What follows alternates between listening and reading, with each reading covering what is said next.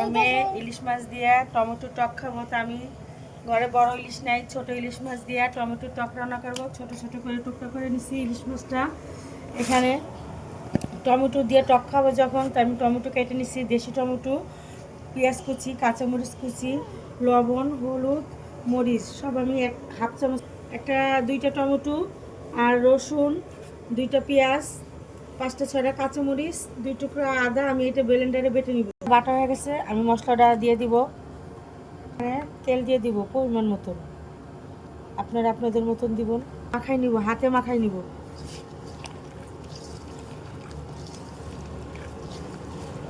এখন মাছটা দিয়ে দিব। মাছটা দিয়ে ভালো করে মাখাই নিব, বেশি করে মাখাই নিব। বেশি করে মাখাইলে মাছের একটা ঘ্রাণ আসে। মাখানো হয়ে গেছে, দেখেন কত সুন্দর হয়েছে। এখন আমি একটু পানি দিয়ে দিব।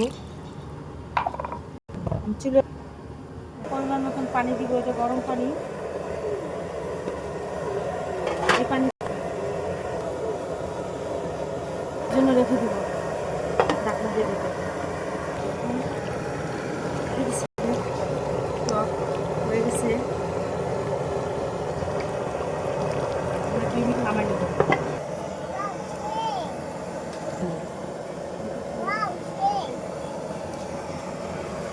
মাছটা হয়ে গেছে, মাছটা হয়ে গেছে।